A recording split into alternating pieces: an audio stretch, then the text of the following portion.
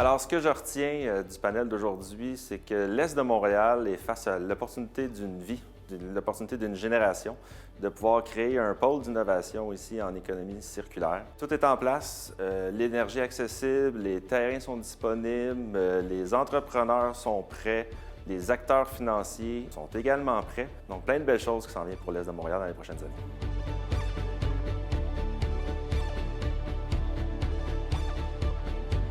Si on veut améliorer la performance environnementale des entreprises, ça va être aussi contribuer à l'amélioration de la performance de l'Est de manière générale. L'industrie a un rôle clé dans l'Est de Montréal et ça tombe bien parce qu'elle va aussi jouer un rôle extrêmement important dans la transformation du territoire. C'est une industrie qui doit se transformer, donc qui est à la recherche de solutions. L'Est a à la fois le défi, mais les opportunités de devenir un territoire et un symbole attractif pour les entreprises technologiques propres du monde entier.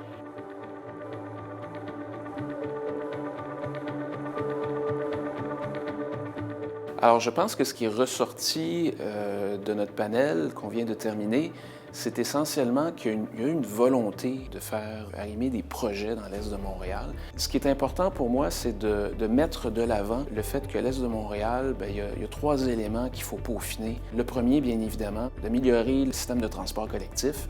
On a déjà parlé du REM, mais bien évidemment, c'est une nécessité pour l'Est de Montréal d'améliorer l'accessibilité. Deux, il faut qu'on travaille justement sur l'essor des secteurs qui sont présents, qui pourraient être en émergence.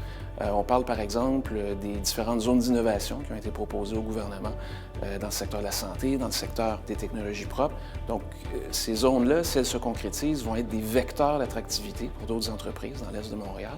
Et enfin, il faut qu'on soit capable de lever les contraintes d'accessibilité aux différents terrains. Encore une fois, le CIPI, donc le secteur industriel de la Pointe de l'Île, a à peu près pour 48 millions de pieds carrés de terrains vacants.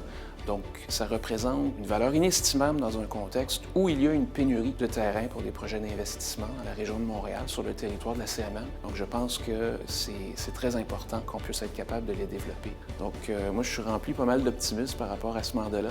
Puis, on va travailler avec la Chambre de commerce de l'Est de Montréal, donc en collaboration avec eux pour justement aller chercher des résultats pour l'Est de Montréal.